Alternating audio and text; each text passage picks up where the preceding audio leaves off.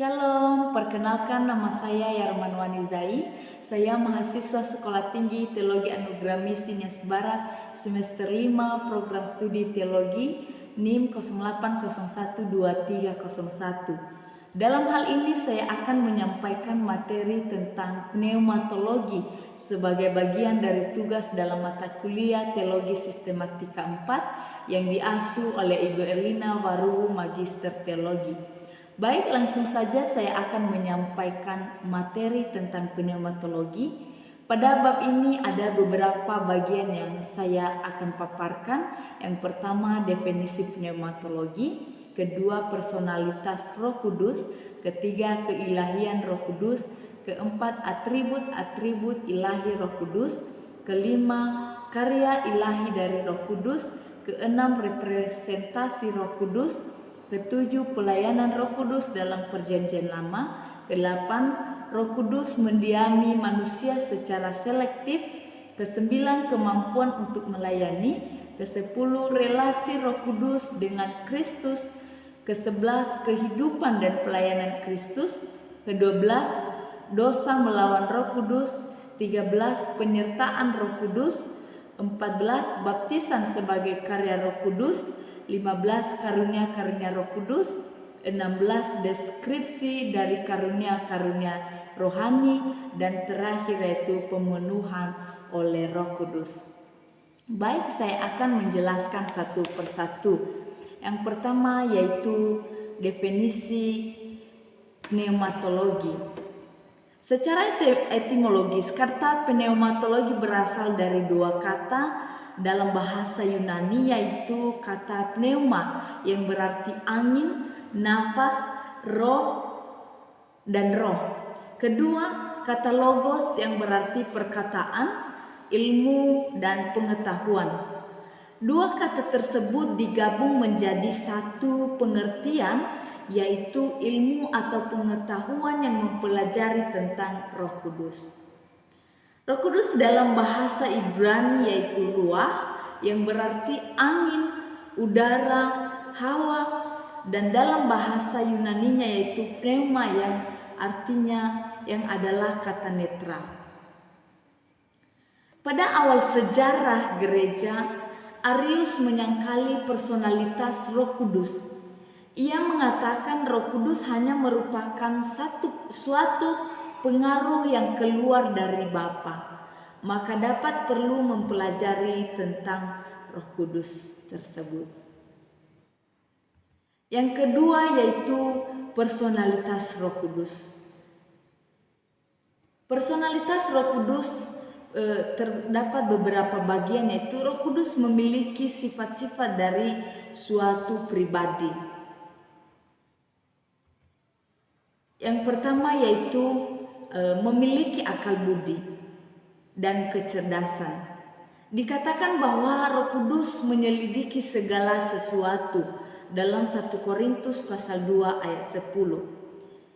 Selanjutnya, Roh Kudus itu memiliki pengetahuan. Tidak seorang pun manusia memiliki kesadaran atau pengetahuan dan pikiran Allah, tetapi Roh Kudus memahami pikiran Allah. Kita dapat melihat 1 Korintus pasal 2 ayat 11. Yang selanjutnya personalitas Roh Kudus yaitu Roh Kudus memiliki pikiran.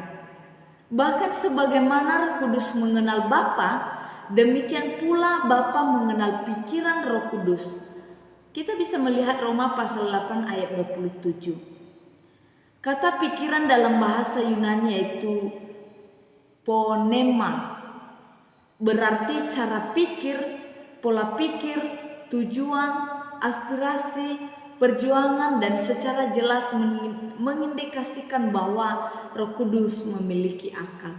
Kita bisa membandingkan di Efesus pasal 1 ayat 17. Selanjutnya Roh Kudus memiliki emosi. Emosi atau sensibilitas berarti memiliki perasaan, memiliki kesadaran dan kemampuan untuk memberi tanggapan pada sesuatu. Dalam Efesus pasal 4 ayat 30 berkata, jangan mendukakan Roh Kudus dari Allah. Selanjutnya personalitas Roh Kudus yaitu Roh Kudus memiliki kehendak. Roh Kudus memiliki kehendak mengindikasikan ia memiliki kuasa yang berdaulat dalam pemilihan dan keputusan. Selanjutnya personalitas karya Roh Kudus.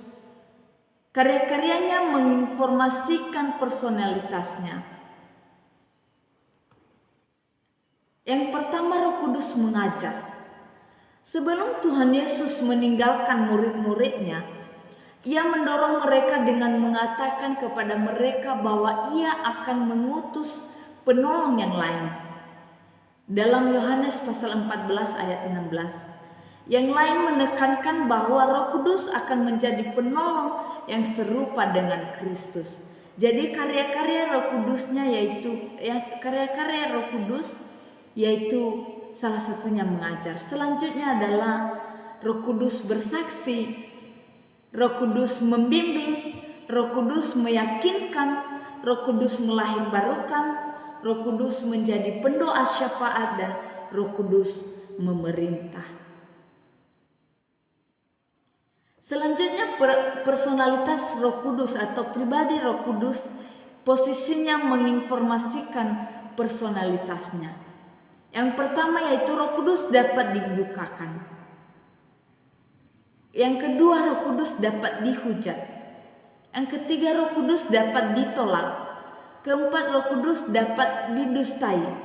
Dan kelima, Roh Kudus dapat ditaati. Selanjutnya bagian C yaitu keilahian Roh Kudus. Keilahian Roh Kudus tidak dapat dipisahkan dari doktrin Trinitatis. Sebutan Roh Allah membuktikan relasinya dengan Bapa dan Putra dan juga meneguhkan keilahiannya. Jadi keilahian Roh Kudus ini tidak dapat dipisahkan dari ajaran Trinitatis, bahwa sebutan Roh Allah membuktikan relasinya dengan Bapa dan relasinya dengan Putra dan juga meneguhkan keilahiannya.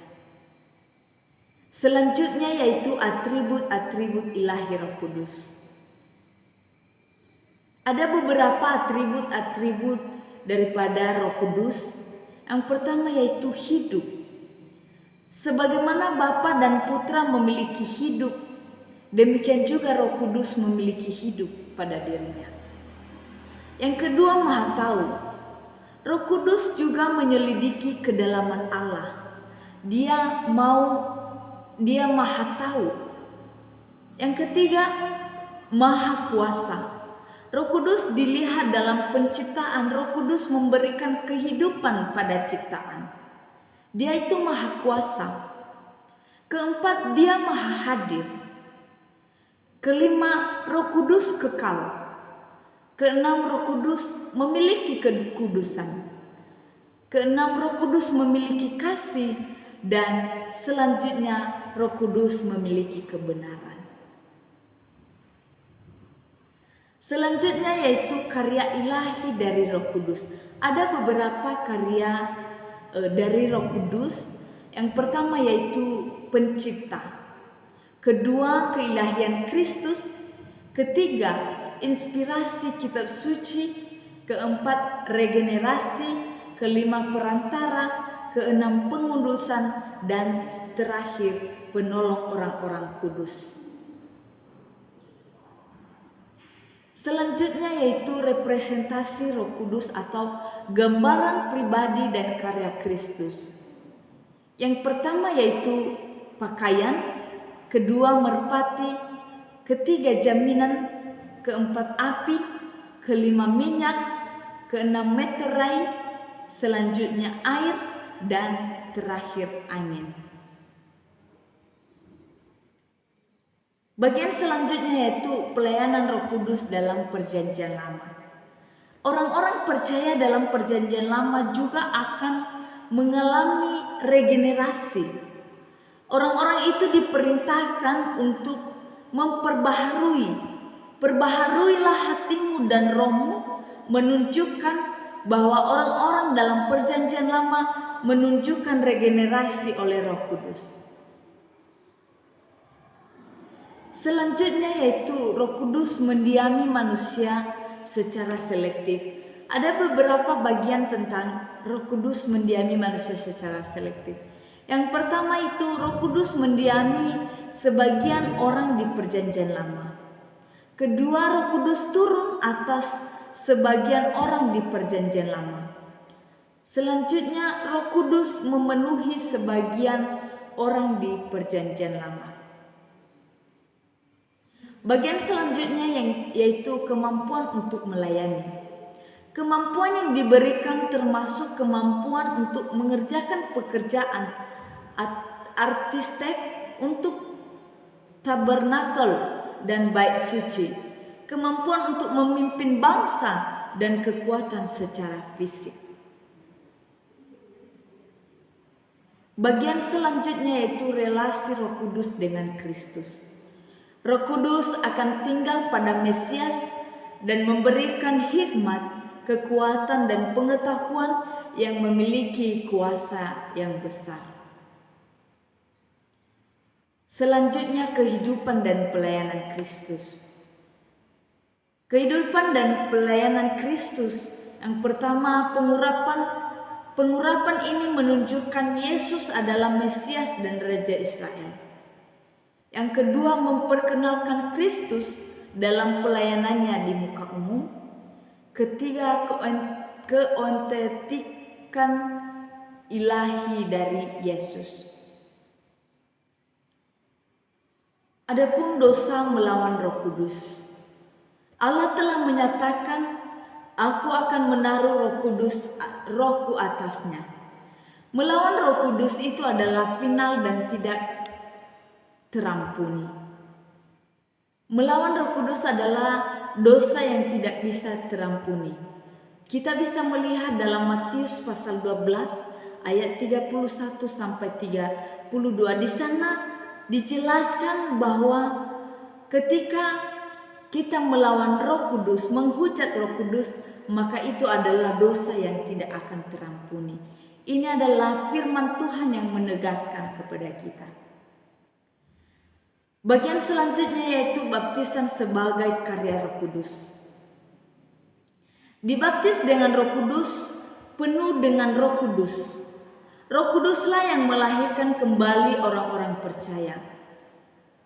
Pada waktu hari Pentakosta, turunnya Roh Kudus. Yang kedua, orang-orang Samaria diselamatkan. Yang ketiga, orang-orang dalam rumah Kornelius telah menjadi percaya. Yang keempat, orang-orang di Efesus menjadi percaya, dibaptis dengan Roh Kudus. Bagian selanjutnya yaitu penyertaan Roh Kudus. Roh Kudus adalah suatu karunia. Roh Kudus diberikan pada waktu keselamatan. Roh Kudus tinggal dalam diri orang percaya dan pemeteraian Roh Kudus adalah suatu karya Allah. Selanjutnya yaitu karunia-karunia Roh Kudus. Yang pertama, karunia rohani pada seseorang adalah perlengkapan dari Allah bagi pelayanan. Yang kedua, karunia roh bagi gereja diperlengkapi bagi pendidikan dan kedewasaan gereja. Selanjutnya, deskripsi dari karunia-karunia Roh Kudus. Yang pertama yaitu rasul, yang kedua nabi, yang ketiga mujizat, yang keempat kesembuhan, yang kelima bahasa-bahasa lidah, selanjutnya penginjilan, selanjutnya pendeta pengajar, selanjutnya melayani, menolong, dan mempunyai iman, menasehati, membedakan roh, murah hati, memberi, memimpin, memiliki hikmat, dan memiliki pengetahuan.